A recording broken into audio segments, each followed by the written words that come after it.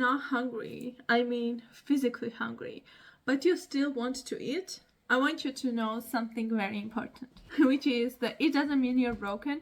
It doesn't mean that something is wrong with you. It usually means that your brain is asking a state change, not food. Let me explain.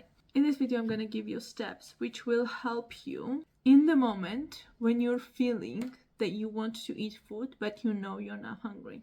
First, let's talk about what real hunger is, because they are noticeably different if you pay enough attention. When you're physically hungry, it is gradual because your energy levels decrease, so your hunger for food increases.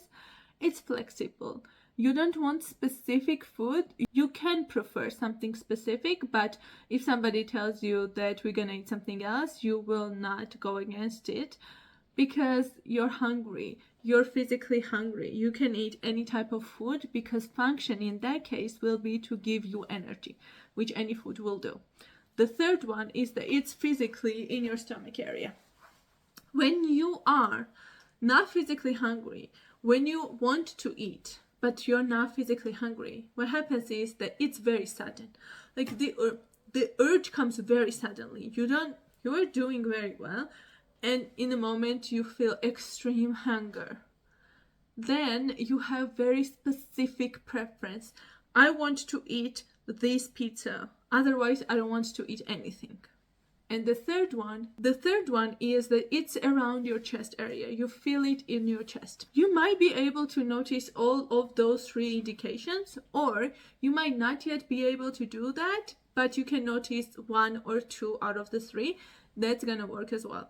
So first thing we noticed, am I actually hungry, or I want to change my state and I want to use food for it? Let's talk about why it happens. Because your brain is a system. Its job is to decrease the discomfort you are feeling right now.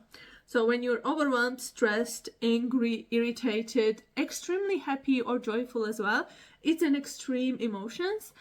Your brain thinks, I need to regulate you. And it learned one way or another that food helps you regulate. So immediately offers you food.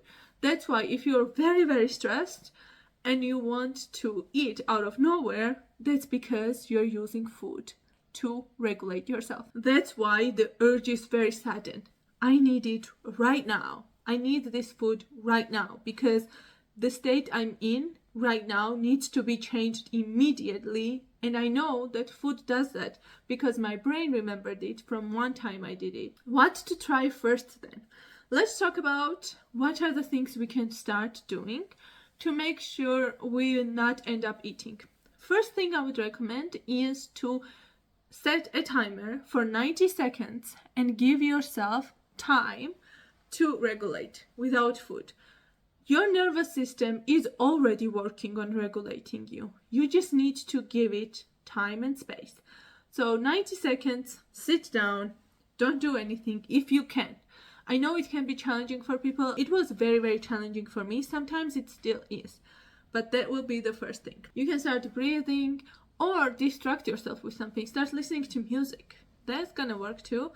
If you did that distraction thing and you still want to have food, then eat food, because most likely either that food is fixing something deeper which you can't immediately fix, or the stress level is so high, this emotion is so high that you don't know what else to do yet, or you are physically hungry. In that case, it's normal. After these 90 seconds pass, ask yourself, what am I trying to change right now? If you're using food to change your condition, change your state, very logical thing will be to find the state you're trying to change and change it with something else. So what am I trying to change is a great question to do that. Well, if I'm stressed, I can scream at someone and it will help me feel less stressed. I can go for a jog and it will help me feel less stressed. I can ask somebody else to do this task instead of me to get away from the stress. Bunch of other ways you can do that too. It's just several of the options. Important things to not do is to not ban the food. Food did nothing. You are just using it for the different purposes that it originally was created for, And with the restriction, you will not be able to create this long-term maintainable results. You are expanding your options. With all these tools I'm giving you, you are expanding your options to know what are other things I can do, because right now your brain only knows feeling bad, food, feeling good. Let's do feeling bad, bunch of options in the middle, feeling good.